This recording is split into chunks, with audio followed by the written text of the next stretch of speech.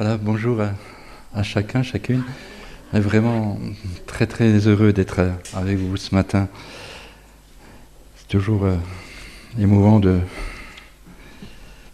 partager la parole de Dieu. Et j'aimerais une salutation spéciale pour David, qui est tout au fond là-bas. Voilà.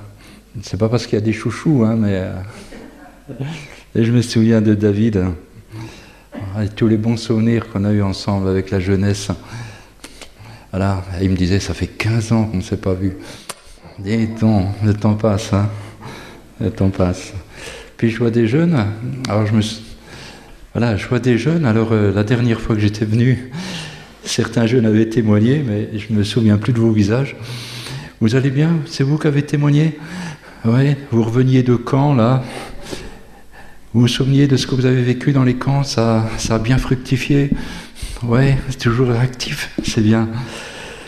Voilà, alors je voulais vous donner la suite du 30 août, et puis finalement il y a une autre pensée qui s'est un peu imposée. Alors je ne sais pas si c'est pour une personne, mais bon, si c'est que pour moi-même, c'est bien, vous aussi, en égoïste. Voilà. Et j'aimerais partager vraiment une parole avec vous dans l'Épître aux Hébreux.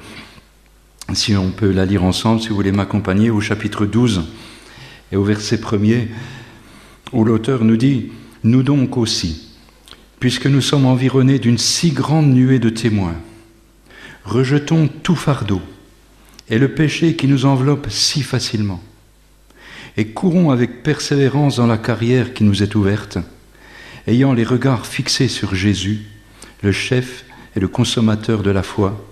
En échange de la joie qui lui était réservée, il a souffert la croix, méprisé l'ignominie et s'est assis à la droite du trône de Dieu. Considérez en effet celui qui a supporté contre sa personne une telle opposition de la part des pécheurs, afin que vous ne vous lassiez point l'âme découragée. L'auteur écrit cet épître qui est si riche finalement à des Juifs qui découvrent Jésus, qui se sont convertis, qui ont réalisé qui était Jésus. Et pour cela, ils affrontent une persécution. Et le risque est grand de se décourager, de retourner au judaïsme et à tous les sacrifices pour ne plus voir qui est réellement Jésus. Et l'auteur donc voit deux risques à ses frères qui viennent de se convertir, de découvrir Jésus. Deux risques: de se lasser et finalement d'avoir l'âme découragée, et avec tout son charter qui va avec, les doutes et finalement l'abandon et le retour à un sacrifice et oublier vraiment ce que Jésus a fait. Se lasser et se décourager. Il y a beaucoup de circonstances qui peuvent faire que dans la vie du chrétien, on puisse à un moment donné, pour différentes raisons, se lasser et avoir l'âme découragée. Alors l'auteur donne un conseil. Ayez les regards fixés sur Jésus. C'est bien, mais finalement, qu'est-ce que ça veut dire? Avoir les regards fixés sur Jésus. Avoir 24 heures sur 24 les yeux fixés sur... Qu'est-ce que ça veut vraiment dire? Et ma petite sœur, tu as parlé du regard tout à l'heure. Et je crois qu'en tant que chrétiens, nous devons avoir vraiment clairement deux sortes de regards. Nous avons évidemment nos yeux physiques avec lesquels je m'empare du monde, de mon environnement. Un regard physique qui lui-même va m'amener dans deux directions différentes, à regarder, comme le dit le texte, des témoins qui nous environnent, des témoins qui marchent avec Christ et qui sont là, et qui sont vraiment des exemples. Et je regarde à leur vie, à ce qu'ils font, et pour moi, ils sont précieux parce que ce sont des exemples. Et je regarde comment ils font, comment ils affrontent les problèmes, parce qu'ils ont un vécu avec Christ. Et ça m'apporte beaucoup. Mais je peux avoir aussi ce même regard avec mes yeux physiques dans plein de circonstances différentes. Et ces circonstances peuvent m'encourager, mais aussi me décourager. Et mes yeux physiques peuvent considérer tout ce qui est négatif. Et là, je peux risquer de me lasser, de me décourager. Et de plus considérer qui est vraiment Jésus. Et puis, en tant que chrétien, il y a un autre regard qui est aussi important, sinon plus que mes yeux physiques. On peut le regarder ensemble, ce deuxième regard. Je vous invite à faire une lecture dans l'Épître aux Éphésiens. Et c'est une prière qui est plus qu'une prière, c'est une prière à vivre. À vivre. Et dans Éphésiens au chapitre 1er, verset 15, il nous est dit « C'est pourquoi, moi aussi, ayant entendu parler de votre foi au Seigneur Jésus et à votre amour pour tous les saints, je ne cesse de rendre grâce pour vous. Je fais mention de vous dans mes prières, afin que le Dieu de notre Seigneur Jésus-Christ, le Père de gloire, vous donne un esprit de sagesse et de révélation dans sa connaissance, qu'il illumine les yeux de votre cœur, afin que vous sachiez quelle est l'espérance qui s'attache à son appel, quelle est la richesse de la gloire de son héritage qu'il réserve aux saints, et quelle est envers nous qui croyons l'infiniment grandeur de sa puissance se manifestant avec efficacité par la vertu de sa force. Alors bien sûr, on pourrait détailler cette prière et découvrir des perles pour notre vie. Mais j'aimerais simplement retenir que Dieu veut nous donner une révélation dans sa connaissance et qu'il illumine les yeux de notre cœur afin que nous sachions que tous ces trésors, toutes ces promesses sont pour chacun d'entre nous. Chacun d'entre nous. C'est Antoine de Saint-Exupéry qui disait que on ne voit bien que par le cœur. Et l'essentiel est invisible pour nos yeux physiques. On ne voit bien qu'avec le cœur. Il est important, frères et sœurs, que les yeux de notre cœur soient éclairés par l'Esprit de Dieu, pour qu'on réalise tout ce qui nous appartient en Christ, tous les trésors, toutes les promesses qu'il a pour chacun d'entre nous. Et que ce soit pas seulement une prière, mais une prière à vivre au quotidien. Vous savez, quand on parle à quelqu'un, ou quand quelqu'un nous parle, il y a des fois on se surprend quand je parle à quelqu'un, au bout d'un moment, je réalise qu'il ne comprend pas du tout ce que je suis en train de lui dire. Alors, on réfléchit vite, alors j'ajoute des arguments pour que cette personne comprenne ce que je vais lui dire. Des fois c'est l'inverse, on me parle, je me dis, oh, je ne comprends rien de ce que je ne lui dis pas. Mais en moi-même, je dis, je ne comprends rien de ce qu'il me dit, qu'est-ce que je vais bien pouvoir répondre, je sais pas.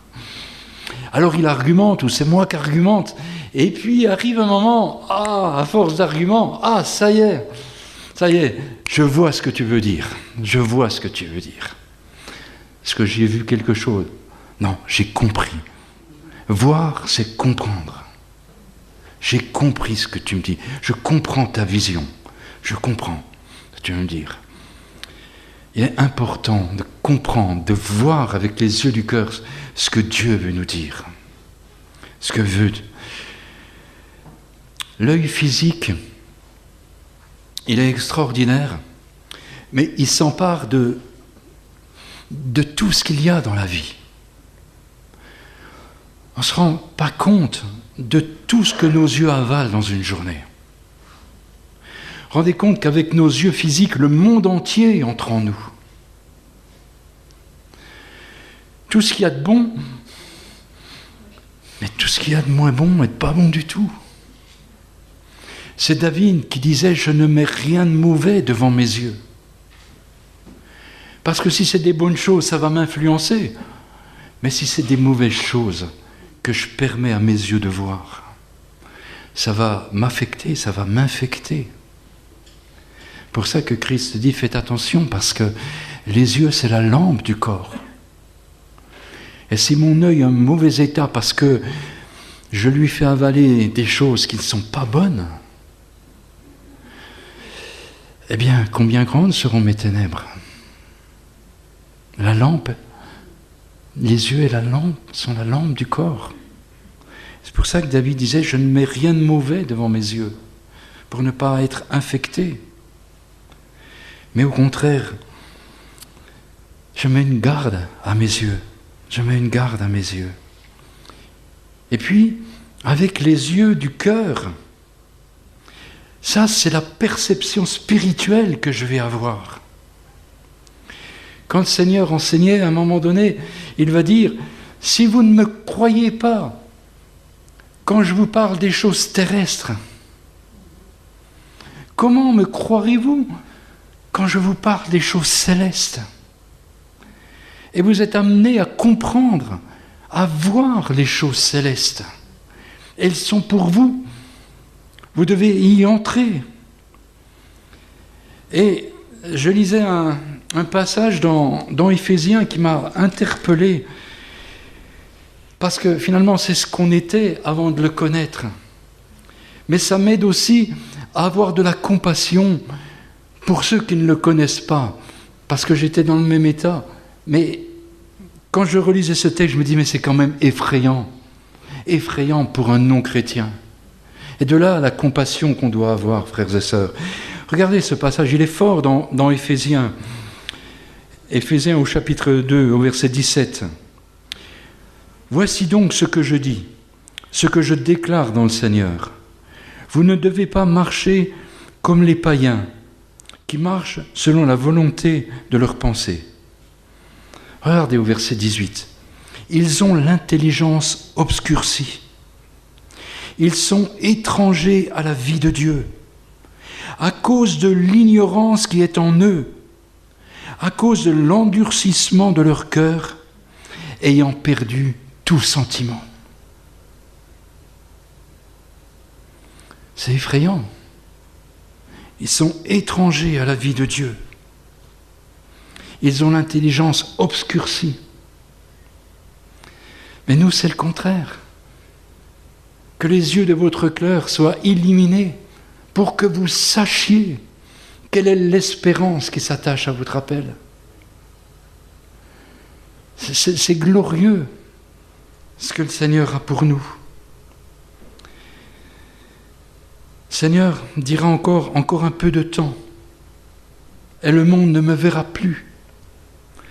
Mais vous me verrez, parce que je vis et vous vivrez. Nous sommes amenés à le voir, le Seigneur, dans notre quotidien. De là le conseil, avoir les yeux fixés sur Jésus, contre la lassitude et contre le découragement. Et par son esprit, par sa vie en nous, ma foi, mon espérance, se vit dans des réalités que je vois avec mes yeux physiques et que je dois gérer, mais ma foi et mon espérance reposent aussi sur des choses que je ne vois pas encore, mais qui sont aussi réelles que ce que mes yeux physiques voient. Je vois le visible avec mes yeux physiques, mais je perçois aussi l'invisible. Je perçois aussi le céleste comme une réalité aussi vraie que mes yeux physiques voient. Nous sommes amenés à vivre l'invisible. Ce n'est pas de la science-fiction, mais éclairé par l'Esprit de Dieu, je vois des réalités spirituelles que je ne peux pas percevoir avec mes yeux physiques. Et cela, ça nous amène finalement à faire des choix dans nos vies entre les trésors de la terre que ce monde veut nous offrir et avec les trésors célestes. Je choisis ces trésors célestes. Ma perception du céleste m'amènera à aider à vivre mon quotidien. Nous vivons et nous agissons en tant que chrétiens à la vue d'un avenir céleste, frères et sœurs. Notre avenir est céleste. Notre foi, notre espérance s'attache à des réalités invisibles que je ne vois pas encore. Ce qui fera dire à l'apôtre Paul, nous espérons ce que nous ne voyons pas encore. Nous ne voyons pas encore, mais nous l'espérons.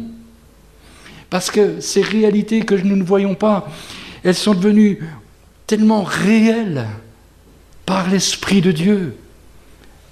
Alors Paul dira, c'est pour ça que je persévère. Je persévère parce que je les perçois, ces choses que je ne vois pas encore. Vous savez, Moïse a lui-même expérimenté cette prière de Paul, comme nous aussi nous devons l'expérimenter. Regardez dans Hébreux au chapitre 12.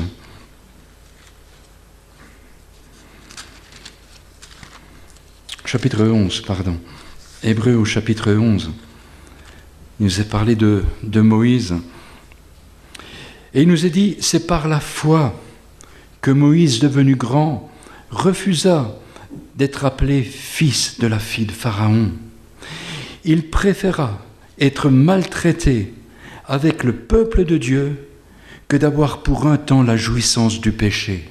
Pourquoi ?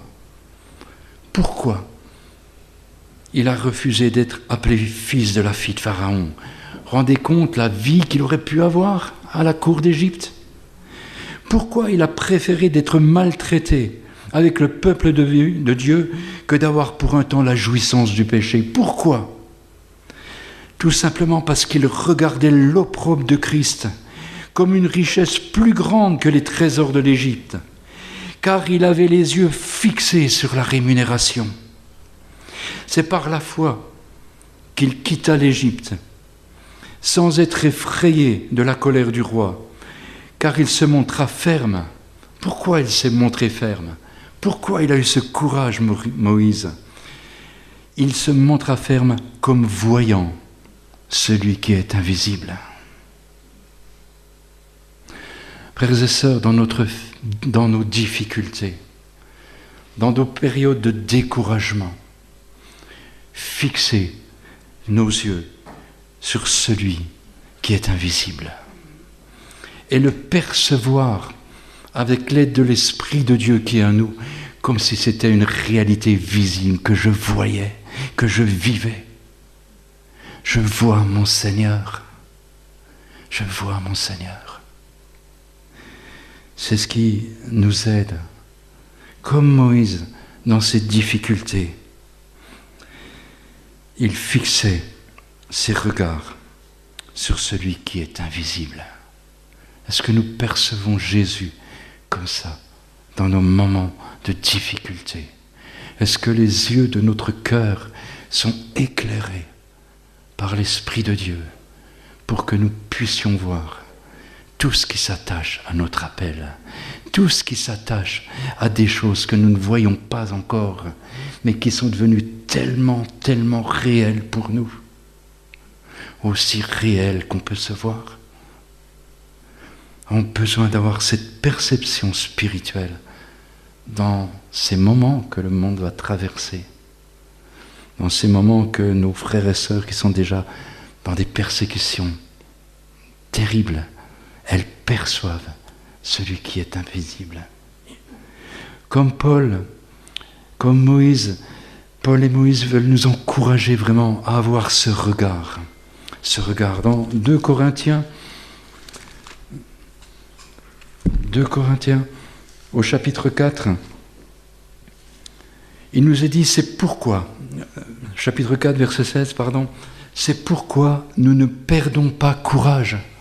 C'est pourquoi nous ne nous lassons pas. Pourquoi nous ne nous lassons pas ? Pourquoi il faudrait ne pas perdre courage ? Et l'apôtre continue à dire, même si notre homme extérieur se détruit, notre homme intérieur se renouvelle de jour en jour, car nos légères afflictions du moment présent produisent pour nous, au-delà de toute mesure, un poids éternel de gloire, parce que nous regardons non point aux choses visibles, mais à celles qui sont invisibles. Car les choses visibles sont passagères, mais les invisibles sont éternelles. Et notre avenir, frères et sœurs, il est éternel. Et nous captons l'invisible. Et nous nous réjouissons des réalités invisibles que nous ne voyons pas encore et qui produisent au-delà de toute mesure un poids éternel de gloire. Dans quelle perspective, on ne comprend pas tout, mais comme Moïse, on les salue dans nos cœurs. On sait que c'est pour nous.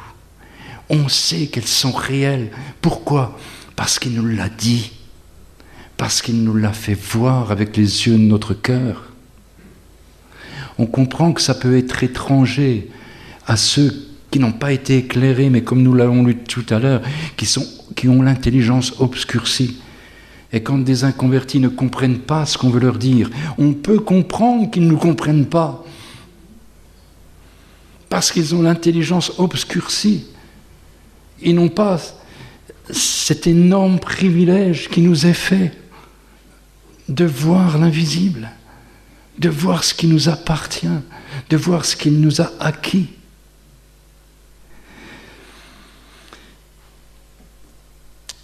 Paul était dans les difficultés. Au chapitre 1er, il raconte quand il était dans les difficultés dans 2 Corinthiens chapitre 1er. Et il raconte le moment où il était lapidé, où à un moment donné, pour lui c'était fini. Et quand il raconte, il avait eu deux sortes de regards. Deux sortes de regards dans 2 Corinthiens chapitre 1er, verset 8. Il nous dit: « Nous ne voulons pas en effet vous laisser ignorer, frères, au sujet de l'affliction qui nous est survenue en Asie, que nous avons été excessivement accablés. » Et là, il y avait le risque de se lasser, d'être découragé. Oui, même Paul. Au-delà, être accablé au-delà de nos forces, de telle sorte que nous désespérions même de conserver la vie.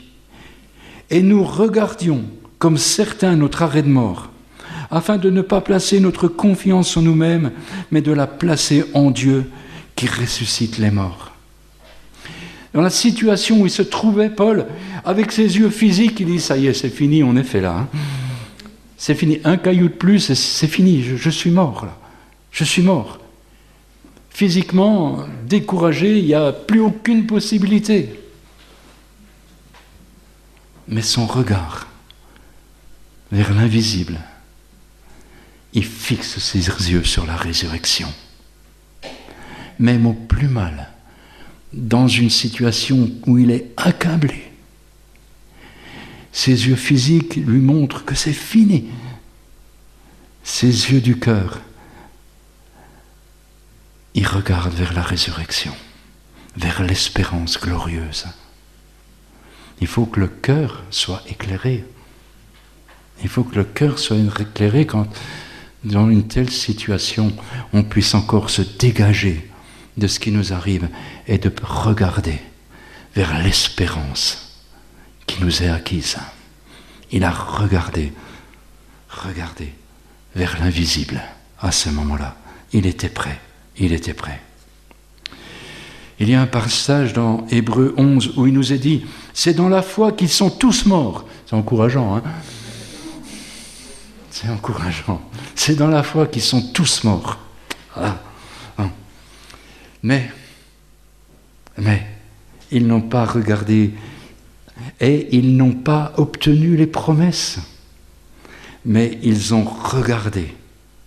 Ils ont vu et salué de loin toutes les promesses auxquelles ils allaient avoir part maintenant dans la gloire. Et finalement, on n'est qu'étrangers et voyageurs sur la terre. Ils n'ont pas obtenu les promesses, mais ils les ont vues et saluées de loin. Pour eux, les promesses, même s'ils ne les ont pas vécues sur la terre, les promesses célestes, elles étaient dans leur cœur. Et comme eux, comme eux. Toutes ces promesses doivent réjouir nos cœurs. Et on était comme eux. Quand le Seigneur nous dit « Ne vous découragez pas, croyez en Dieu, croyez en moi. Il y a plusieurs demeures dans la maison de mon Père. » Si ça n'était pas, je vous l'aurais dit, mais il y a plusieurs demeures. En quoi consistent ces demeures? J'en sais rien. J'imagine que ça va être grandiose. Quand je vois mon petit appartement, je me dis « Ah bon, c'est pour un temps. C'est pour un temps. C'est pour un temps. » Mais il y a plusieurs demeures dans la maison de mon Père. Alors, notre foi, notre espérance, elle repose sur des choses glorieuses que je ne vois pas encore. J'ai jamais vu ces demeures qu'il est en train de préparer.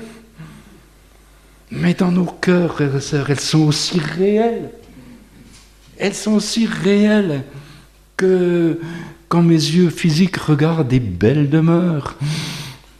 Mais je me dis, il a encore mieux. Il a encore mieux, alors on n'a pas été jaloux. Il a encore mieux. Mais c'est aussi, même si je ne les ai pas vus, même si je suis limité, mais je sais que c'est vrai. Je sais que c'est vrai. Et voyez-vous, frères et sœurs, Jésus lui-même a vécu cette prière. Jésus lui-même a vécu cette prière. On revient à Hébreux, on l'a lu tout à l'heure, mais on revient à Hébreux 11. Ça va, je ne suis pas trop long, non? Je vous prends pas. Ça va? Avec les masques, je sais que c'est pas facile. Je continue? Oui, ça va? Bon. Hébreux 12. Je suis dans l'Apocalypse. Hein? Hébreux 12. Il nous est dit, ayant les regards sur Jésus, le chef et le consommateur de la foi, en échange de la joie qui lui était réservée, il a souffert la croix, méprisé l'ignominie, et il s'est assis à la droite du trône de Dieu. Il a supporté, le Seigneur, qu'on le fasse mourir sur la croix, parce qu'il avait en vue la joie qui lui était réservée dans les cieux. Il y a de la joie dans le ciel pour un seul pécheur qui se repent. Il y a de la joie dans le ciel. Mais sur terre, le Seigneur, à Gethsémane, considérait avec ses yeux physiques ce qu'il était en train de vivre, et personne ne peut réaliser ce qu'il a vécu à Gethsémane. On n'a même pas à y mettre les mains tellement... On ne peut pas s'imaginer tout ce qu'il a souffert à Gethsémane. Et lui-même pouvait dire « Mon âme est triste jusqu'à la mort ». Et ses yeux physiques, voyaient ces grumeaux de sang qui coulaient. Il n'y avait plus d'espérance terrestre, même pour lui. Mon âme est triste jusqu'à la mort. Mais les yeux de son cœur étaient fixés sur la rémunération et sur sa récompense. Et sa récompense, mon frère, ma sœur, sa récompense, c'est toi, c'est moi. Alors oui, il pouvait dire et considérer avec ses yeux physiques, mon âme est triste jusqu'à la mort. Mais la perspective, les yeux de son cœur faisaient qu'il te voyait déjà toi dans la gloire. Et il te voyait avec lui dans la gloire, frères et sœurs. Il te voyait avec lui. Il a affronté ça à Gethsémane sur la croix. Il l'a affronté. Mais les yeux de son cœur étaient éclairés pour qu'un jour, tu puisses vivre une autre prière. Une prière que le Seigneur lui-même a fait à son Père. Et il lui a dit à son Père, « Père, je veux que là où je suis, ce que tu m'as donné le soit aussi. » Et en vue de cette espérance dans la gloire, c'était pas encore fait. Mais en vue de cette espérance dans la gloire, il nous voyait déjà avec lui. Pour que toi-même, tu puisses vivre cette prière, afin que tu puisses voir sa gloire auprès du Père. Il l'a vécu, cette prière. Il l'a vécu. C'est pour ça, qu'il n'a pas honte de nous appeler ses frères. Et un jour, nous dit l'Épître aux Hébreux, il va arriver dans la gloire. Il va arriver avec chacun de ses bien-aimés. Et il va dire à son Père, « Père, me voici, moi et tous les enfants que tu m'as donnés. » Ses yeux physiques, oui, ont vu des choses terribles dans ce jardin de Gethsémanès, ont supporté des choses physiques, mais les yeux de son cœur, nous voyaient déjà avec lui dans la gloire, frères et sœurs. Quel sauveur glorieux! Que l'Esprit de Dieu nous aide à percevoir. C'est vrai que sur terre, les choses visibles, parfois nous font tant de mal. Et tant d'occasions de nous lasser, de nous décourager. Mes frères et sœurs, ne laissons pas le manipulateur du visible nous lasser et nous décourager, frères et sœurs. Ne le laissons pas, ce manipulateur du visible. Dans nos épreuves, que nos yeux physiques et les yeux de notre cœur vraiment soient en harmonie, éclairés par l'Esprit de Dieu dans la bonne direction, afin de demeurer ferme comme voyant celui qui est invisible. Vous vous souvenez de cet épisode avec Géasi, le serviteur d'Élisée. Vous vous souvenez, quand ils encerclent Élisée, ils veulent le capturer. Alors ils sont là, les Syriens sont là, avec les chars, avec toute l'armée, et Géasi sort, alors il est effrayé, épouvanté. Aïe, aïe, aïe, aïe. Et il raconte, Élisée, viens, regarde. Et Élisée lui dit, ne crains pas. Ceux qui sont avec nous sont plus nombreux que ceux qui sont contre nous. Géasi, il avait son regard physique. Élisée, lui, avait cette perception spirituelle. Et il va faire cette prière, il dit, Seigneur, ouvre-lui les yeux afin qu'il voie. Le Seigneur lui a ouvert les yeux à Géasi, et il a vu tous les chars de l'armée céleste qui étaient là. Ceux qui sont contre nous sont plus nombreux. Ils sont plus glorieux, ils sont plus puissants. Oh, Église du Seigneur, ils sont plus puissants, ceux qui sont à nos côtés. Que les yeux de notre cœur vraiment s'ouvrent. Pierre nous dira, vous qui l'aimez, sans le voir encore, vous qui croyez en lui, sans le voir encore, vous réjouissant d'une joie merveilleuse et glorieuse, car vous obtiendrez le salut pour prix de votre foi. On ne le voit pas encore avec nos yeux physiques, mais les yeux de notre cœur le voient. Il le voit. Celui qui est abaissé pour un peu de temps en dessous des anges, Jésus, nous le voyons couronné de gloire et d'honneur. Oh, quand nous marchons avec cette vision éclairée du Saint-Esprit, ça nous aide dans nos temps de découragement, frères et sœurs. Ça nous aide. Le monde ne me verra plus. Mais voilà notre privilège. Mais nous le verrons. Nous pouvons le voir dans tous les domaines de notre vie. C'est notre privilège. Cette vision vraiment qui nous transforme. Elle transforme nos vies. Elle guide nos vies. Elle nous aide dans notre manière d'être. Et notre manière d'être est là pour finalement le glorifier dans ce monde. Il y a un petit chant qui nous dit « Seigneur, donne-moi ton regard. Ouvre mes yeux à ta façon de voir. Et apprends-moi à partager l'espoir. » Amen.